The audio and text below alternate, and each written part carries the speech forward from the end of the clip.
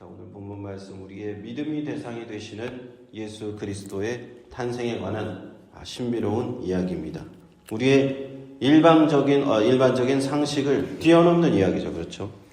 기독교 신앙을 가지려는 많은 사람들이 이 신앙의 문턱, 여기 마태복음 1장도 아직 마지막 절인데 2장도 넘어가지 못해서 여기서 믿음을 가지지 못하고 넘어진 그런 지점이기도 합니다. 역사적으로 수많은 사람들이. 사도신경에도 우리가 동정녀 마리아에게 나셨다라는 내용이 들어가고요. 또 우리가 기독교에서 어떤 종파를 막론하고 함께 고백하는 그 니케아 신조라고 있는데 거기도 동정녀 마리아가 꼭 들어갑니다. 아주 기독교 신앙의 핵심 중에 핵심이 동정녀 마리아 탄생이신데 이것이 왜 이렇게 중요하냐? 예수님을 그저 인간 중에 뛰어나신 어떤 분으로 고백하는 우리가 그 정도의 얘기를 가지고 우리 기독교 신앙이 출발한다는 게 아니라는 거죠. 어떤 분이 예전에 그런 제가 기억이 나는데 자기는 예수님을 믿기는 믿는데 사람 중에는 굉장히 뛰어나시고 정말 존경할 만한 분이고 그분의 가르침은 내가 너무나 좋은데 그분의 이런 동정녀 마리아는 탄생을 믿지 못하겠다. 이런 사람도 제가 본 적이 있어요. 그래서 우리 기독교 신앙의 가장 중요한 근간이 되면서도 한편 많은 사람들을 믿음의 그 단계를 넘어가지 못하게 했던 거기만 딱 넘어가면 믿을 수 있는데 거기만 이 문턱만 넘어가면 하나님 아들 그 예수 그리스도를 만날 수 있는데 그것을 만나지 못하게 한 바로 그 지점이기도 합니다. 오늘 말씀을 통해서 하나님 우리에게 어떤 메시지를 주시고자 할까요? 저와 여러분이 그런 은혜를 받기를 주님의 이름으로 축원합니다. 18절을 한번 같이 보시면 정혼이라는 말이 나오죠. 정혼. 그러니까 이게 오늘날에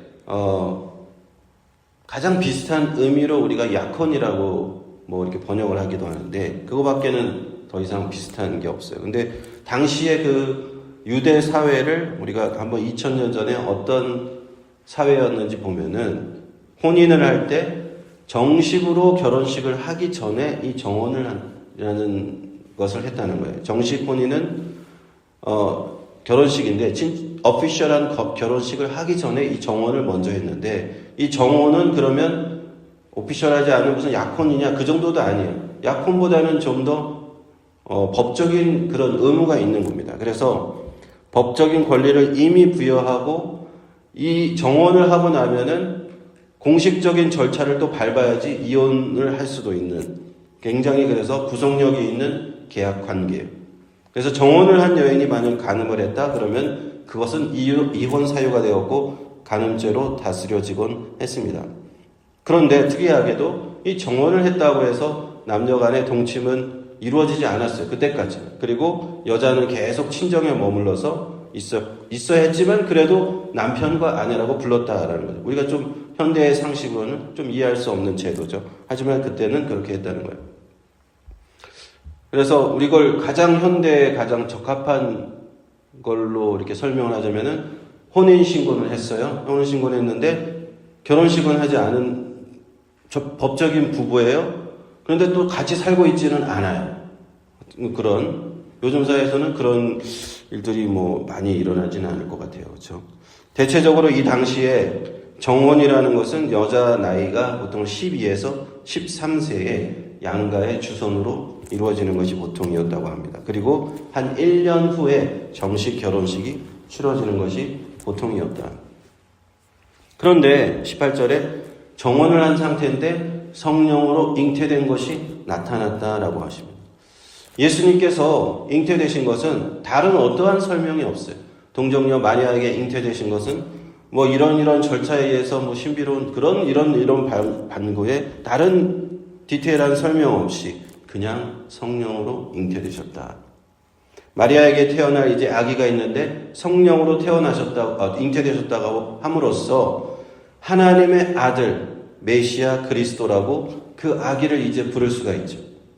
사람의 어떤 일반적인 사람으로 태어났다면 그렇게 쉽게 우리는 부를 수가 없어요. 그러나 성령으로 잉태되었다. 이건 굉장히 중요한 지점입니다. 19절로 넘어가서 19절에 요셉은 의로운 사람이라고 되어 있어요. 그리고 저를 드러내지 않고 가만히 끊고자 하였다라고 합니다.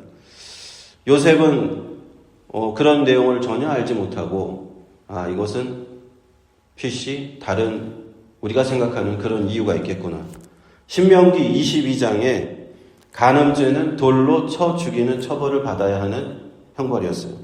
하지만 이렇게 예수님 당시에는 사실은 그 정도로 엄격하게 율법이 시행되고 있지는 않았다고 많은 역사학자들은 그렇게 얘기합니다. 하지만 그것이 알려지면 분명히 큰 일이 발생할 건 분명해요. 그렇죠? 율법을 잘 준수하는 이 의로운 요셉의 갈등은 여기서 시작되는 거예요. 아마 요셉과 마리아가 대화를 했을 수도 있습니다. 그런 성경에 기록되어 있잖아요. 서로 이렇게 대화를 했을 수도 있고 마리아는 여차저차 하였다라고 설명을 할 수도 있으나 요셉은 결국에는 의로운 사람이고 율법도 지켜야 되는데 마리아를 해치고 싶지는 않은 거예요. 그렇죠? 마리아를 해치고 싶지 않았기 때문에 마리아를 간음죄로 처벌시킬 수도 없고 그렇다고 나는 율법을 의롭게 살았는데 결혼을 할 수도 없다. 그래서 요셉은 아마도 비공개적인 이혼 절차를 밟으려고 한 것 같습니다. 비공개적인 이혼 절차에서는 두 사람의 증인만 필요한 그런 절차예요. 자신의 의로움을 지키면서도 마리아를 충분히 배려하고 있다라고 이 성경 말씀에서 우리는 알 수가 있어요. 그런데 이 일을 생각하고 있을 때 20절에 주의 사자가 현몽했습니다. 주의 사자. 이제 그 헬라어 원어로는 앙겔루스 큐리오라고 하는 단어인데 앙겔루스라고 하는 헬라어에서 엔젤스가 나왔습니다.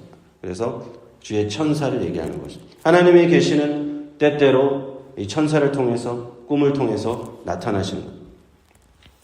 마리아의 임신은 요셉이 생각하는 그런 것이 아니다. 천사는 알려주는 거예요.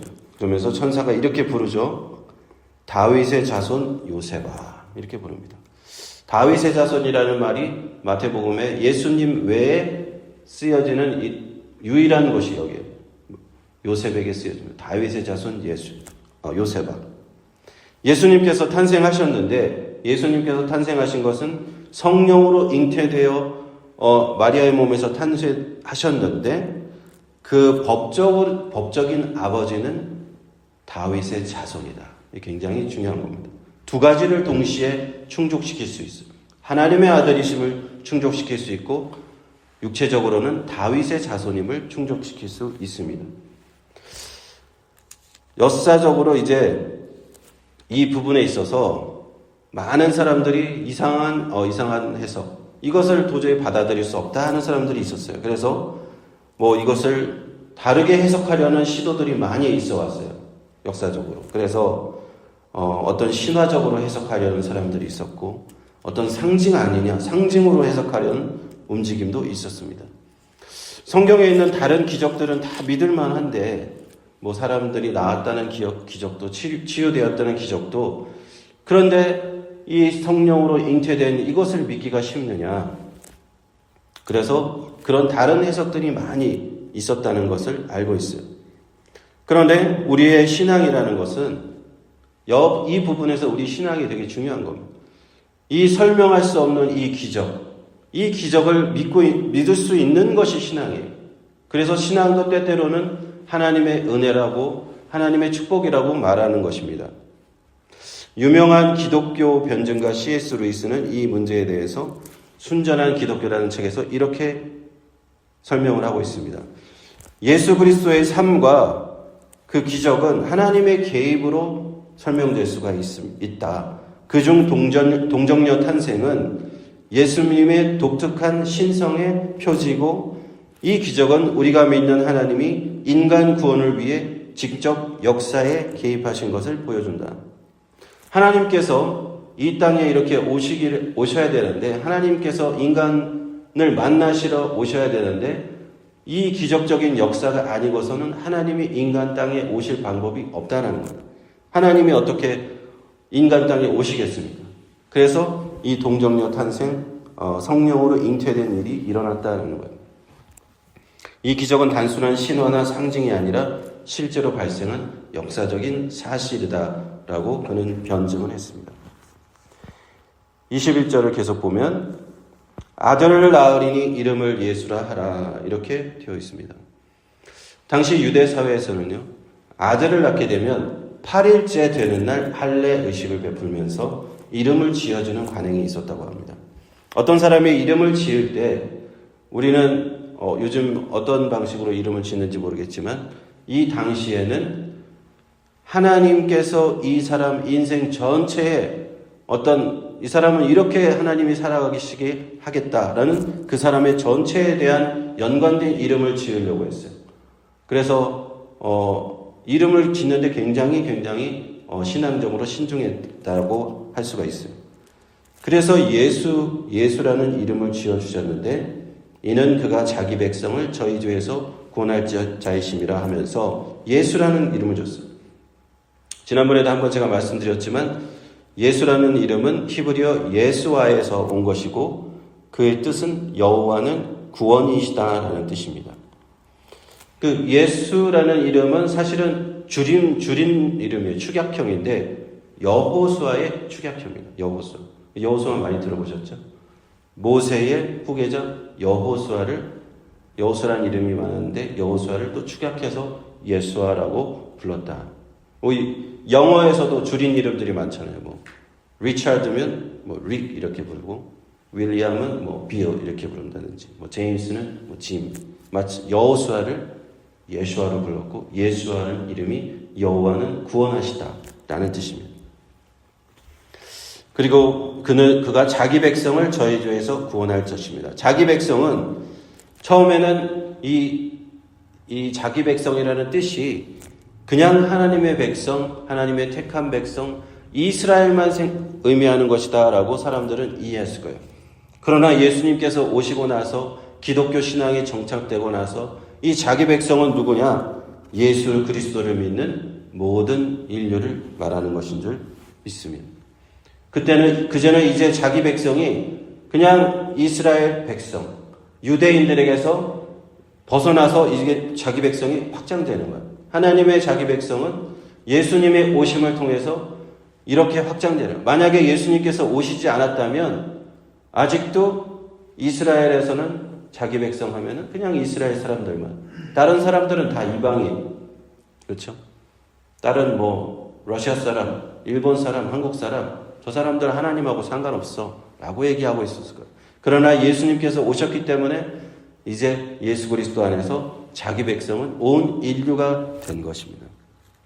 그리고 이제는 그 백성은 현대에 예수께서 세우신 교회를 의미하는, 교회에서 신앙생활하고 그리스도를 믿는 하나님의 백성들을 자기 백성이라 하시는 것. 그리고 저희 죄에서 구원할 자시다. 이 말씀에 어떤 선포가 담겨요. 자기 백성을 저희 죄에서 구원할 자이시다. 당시에 이스라엘의 상황을 생각해 보면은 이스라엘은 어떤 구원자가 필요했을까요? 이스라엘 상황이 어떤 상황이었습니까?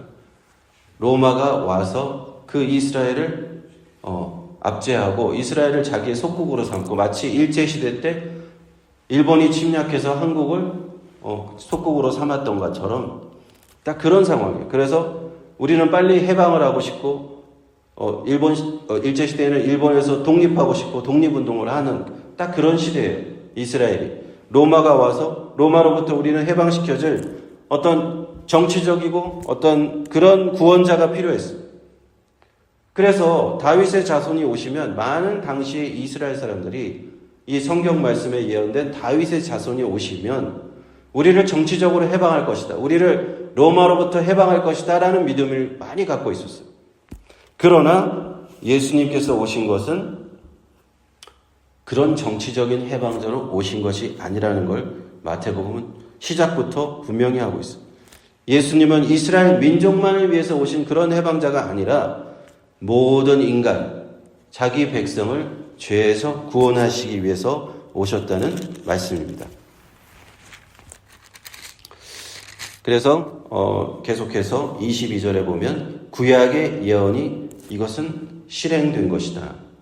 모든 일이 된 것은 주께서 선지자로 하신 말씀을 이루려 하신 것인데, 한번 같이 보겠습니다. 23절에 보라 처녀가 잉태하여 아들을 낳을 것이요 그 이름은 임마누엘이라 하리라. 성경을 한번 찾아보십시오. 이사야 7장 14절의 말씀을 그대로 가져옵니다. 이사야 7장 14절. 선지자가 구약 성경 때 기록해 놓은 예언의 말씀이 있는데 그것이 그대로 이루어졌다라고 마태는 얘기합니다. 처녀가 잉태하여 아들을 낳을 것이요 그 이름을 임마누엘이라 하리라. 구약의 예언자들이 예언한 그 예언이 이제 실현되고 있는 것이 바로 예수 그리스도시다. 그리고 구약 성경에서 그 수많은 예언들이 있는데 그것이 하나하나 실현되고 있는 것이 신약 성경. 그래서 구약 성경과 신약 성경을 이런 관점에서 보시면 돼요. 구약 성경은 오실 메시아에 대한 예언으로 가득 차 있습니다.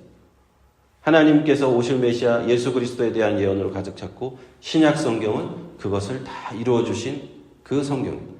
그래서 신약 성경만 가지고도 성경이 잘 이해가 안 돼요. 구약 성경이 없으면. 왜냐하면 예전에 예고편인데 구약 성경은 예고편인데 예고편을 우리가 잘 봐야 본편을 알 수가 있거든요. 그래서 신약 성경만 읽는 사람은 도대체 잘 이해할 수가 없는. 그런데 구약 성경만 읽는 사람이 있을 수 있어요. 신약 성경을 안 보고.